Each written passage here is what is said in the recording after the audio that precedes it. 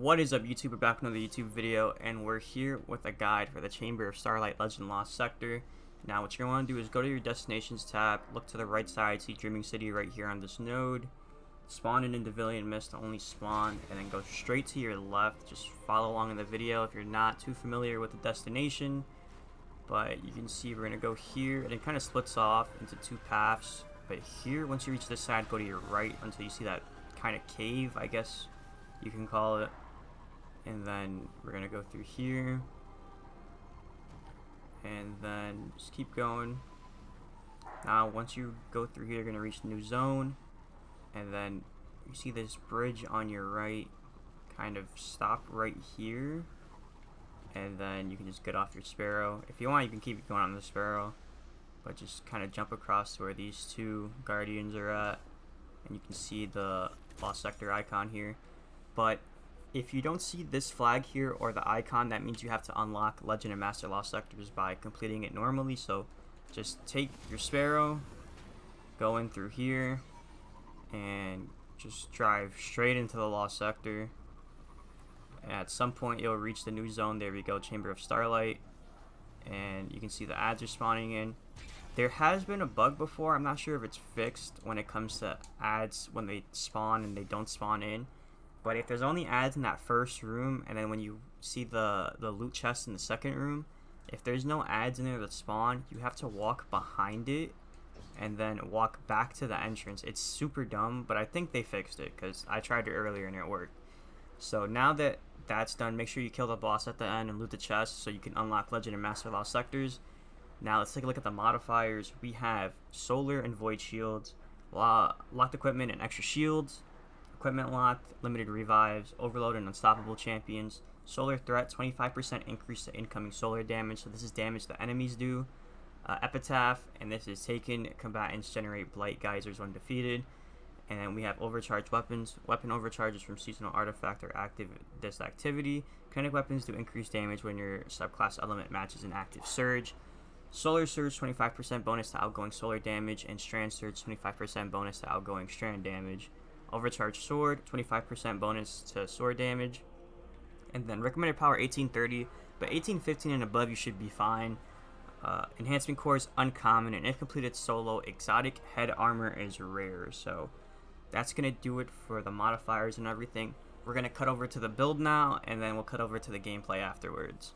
Alright, so here's the build that I'm rocking for this Lost Sector. So when it comes to subclass, I'm running Solar, Blade Barrage with Marksman Dodge, Triple Jump, Knife Trick, Incendiary Grenades with On Your Mark and Knock 'em Down. Then we got Ember of Searing, Ember of Blistering, Ember of Combustion, Ember of Char, and Ember of Wonder. Now, I do want to note, this is doing increased damage because of that solar burn, but if you really want to as a Void Hunter, you can put on Void subclass and then run something like Falcons and take off Star Eater scales. Whatever you do, it's completely up to you. That way, it's more optimized with a Void weapon. But again, whatever you do, it's up to you. But if you do want to run Void, here's the class that I recommend. Shadow Shot Mobius Quiver with Marksman Dodge, Triple Jump, Snare Bomb, Vortex Grenades, Vanishing Step, Status Executioner, and then Echo of Expulsion, Echo of Remnants, Echo of Undermining, and Echo of Reprisal. And this is just a good synergy build with Void because every time you get a Void kill, it will make you invisible. And then you pair that with Falcons, and every time you come out of being invisible, you get the volatile rounds. You're doing increased damage, everything like that. But if you want more clarification, stuff like that, I'll respond to you in the comments and everything with the full build and stuff that I recommend. But in this case, this is what I ran Solar subclass. And we're using the new Scout Rifle from Guardian Games, mainly because it's strand, but if not, regular kinetic Scout Rifle could work, like Tears of Contrition. It was something I was going to use, but I was like, wait a minute, strand burn, let me just put this on. And mainly, like I said, Unstoppable Scout Rifle, all I really use it for. I rarely used it. I used the bow for a majority of this and the machine gun, so this is mainly just here to stun champions. Then when it came to my secondary slot, I used the Void Weapon, Le Monarch, and Void weapons do not have a buff here, but this is still, it's one of the best bows in the game, and with the Void overshields and everything, it made everything a lot easier, and it also made doing damage to the Overload champion at the end a lot easier because, for example, let's say if you used Overload Auto Rifle or SMG, if you're shooting that Overload champion from range, it's going to be very hard to hit crits, and it's going to be very hard to do fast damage, because for those overloads, as you know, if you stun them and you don't follow up with damage consistently, they're gonna heal back to full health. So with the overload bow, you can do good amounts of damage. Some would even say great amounts of damage from a distance. So I'm really recommending this bow that way, and you'll see it in the video when it comes to the gameplay portion.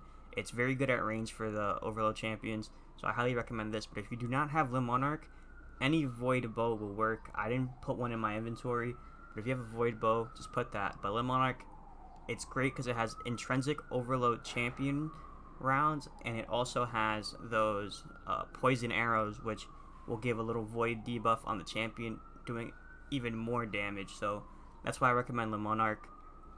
And Circular Logic, again, it's my machine gun of the season, to be honest. I've been having fun using this, and because of that strand burn, I am taking advantage of strand extra damage while also carrying a lot of heavy ammo to deal with champions and stuff like that. So that's why I have that.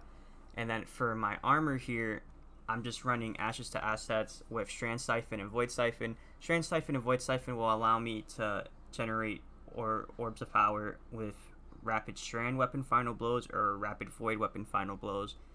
And you're going to see that a lot in the Lost Sector. I'm constantly generating orbs. I'm constantly picking them up to get armor charges to do increased damage. Then Firepower, your grenade final blows create orbs of power. Grenade Kickstart, when your grenade energy is fully expended, you gain grenade energy. I have 2 of these on. Then we have Charged Up, increases the maximum number of stacks of armor charge you can carry by 1. I have 2 of them. And then we have Better Already, your health begins to regenerate immediately after picking up an orb of power. And then I have Strand Weapon Surge and Void Weapon Surge, and these will give your weapons a small bonus to damage while you have an armor charge. So again, we're generating orbs, we're picking them up, we're getting armor charges, then we're getting the Strand Weapon Surge and the Void Weapon Surge. So no matter what weapon we use, it's going to have a surge, because as you can see, my heavy weapon is Strand, and my primary weapon is Strand, and my secondary is Void. No matter what weapon I use, I'm going to have a surge as long as I pick up an orb. That's why that's there. And I do want to mention Exotic Star Eater Scales. It's really going to charge up your super, and because of that solar burn, you already get extra super damage.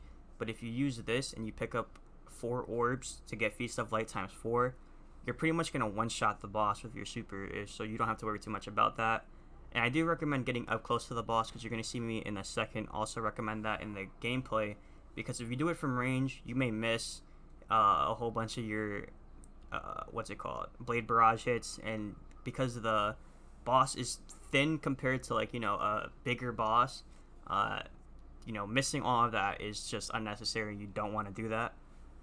But when it comes to the cloak, time dilation, I have 2 of these, and your decaying armor charge has a longer duration. This is just because we want to maximize our time with it. We want to have it for as long as possible to make sure we're doing as much damage as possible. And then Bomber, which reduces grenade cooldown when using your class ability. So that's there. And I do want to tell you guys, if you have Shatter Orbs and you're using this build, you're going to be generating a whole bunch of orbs, because the first time you break a combatant shield, you create an orb of power. And there's so many void shields here that when you use the void bow to break those shields, it's free orbs. Like, you don't even have to think too much about doing anything. The game's literally doing it for you. So that's very good. And then we have I thought I had the void weapon channeling thing, but I guess it doesn't work here. I don't know. Oh, maybe because there's no void burn or whatever. But like I said, Shatter Orbs, really useful. If you can put that on, I highly recommend that. But with all that being said, let's get straight into the gameplay. So now that we spawned in, right off the bat, you're going to have an unstoppable champion, but I'm first going to take out this Hobgoblin. He's going to be very annoying. Now we're going to stun the champion, use our machine gun to do some damage. Switch back over to the scout rifle, then switch back over to the machine gun. Hopefully I can get enough damage so I can do a finisher. I can, so that's what I'm going to go for. There we go. Now here, I'm just going to get up and kind of run around. Now you're going to have nothing but like void shields and 1 solar shield, so this is where you can just use Limb Monarch to really just take advantage of that damage it does. And this is honestly one of my favorite bows.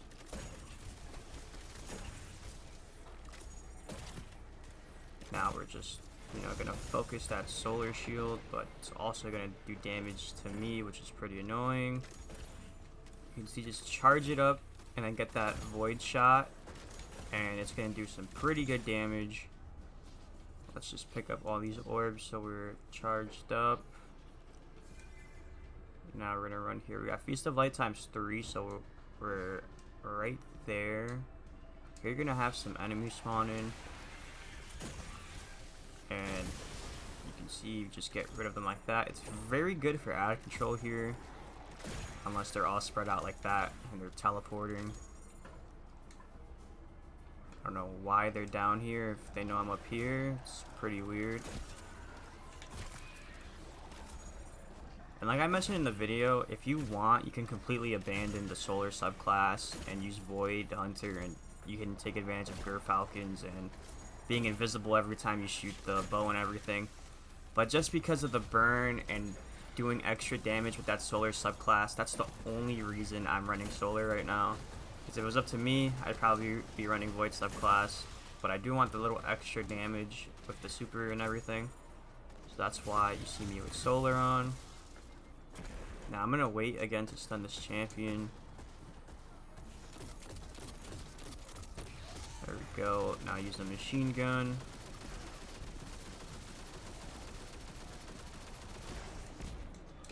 Go for another stun. See if the Monarch can get him low enough for a finisher. Okay, maybe not. There we go. Just get the finisher on him. Drop me some heavy. So always keep your eye out for more heavy. You can see more ads spawn once you get rid of that champion. Let's just get rid of that.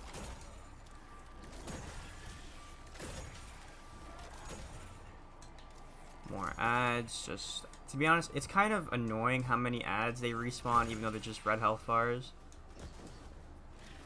Here you're gonna see void shields. The boss also has a void shield, so keep that in mind. That's a solar shield down there. Waiting for this unstoppable champion to push me, but I don't know what it's doing right now. Got 2 void shields here. Getting rid of these enemies. Okay. So I don't know. This champion, I thought I was gonna push me. It didn't. Throw a nade. I only have 19 heavy shots. I'm gonna reload. And now I'm gonna try to stun him. There we go. And we got that. More orbs so I can have armor charges. I think we have another set of ads spawning as well on that little side. Yep. And I'm just gonna deal with these now because they're gonna get pretty annoying.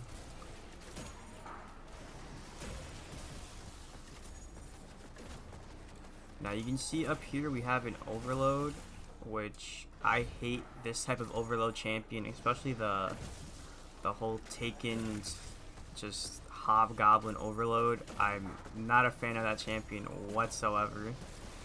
But let's deal with the solar shield just because of that increased damage that it's doing. There we go. Get rid of that hobgoblin as well. Now you can see we stunned the champion, but we're not really next to it to do a optimal DPS and everything with the machine gun. So I'm just gonna keep spamming it with the void, little damage buff. And if you could imagine, if this was a void lost sector buff, we would be doing so much more damage. But you can see even with solar and strand active, this Le Monarch is still such a good just weapon to run. So I'm gonna be using this. Now I'm gonna get close to use my super, because if you do this from far, the boss is so thin that you could, you know, miss a big chunk of your super. That's why I got up close. But finish it off with Le Monarch kind of like I did, and now you just have ads to worry about. There was one time before where there was an additional overload champion. I'm not sure if that's still the case, but it looks like we're done here. I'm just gonna pick up orbs just to bring up my score a little bit. I'm not sure that does anything, but look at that. 5 minutes and 55 seconds with an exotic engram. So pretty much a 6-minute run. Not bad. So that's going to do it for this video. Make sure to like, comment, subscribe, drop a follow on my Twitch, twitch.tv/monkeysham0. I haven't been as active on there within the most recent week because, mind you, finals and everything just wrapped up. So now that I have more time and everything, I'm definitely planning on some daily streaming. So if you want to drop by there, would love some support. But other than that, like I said, like, comment, subscribe, drop a follow on Twitch, ring the bell so you don't miss another video. And I'll see you guys in the next one.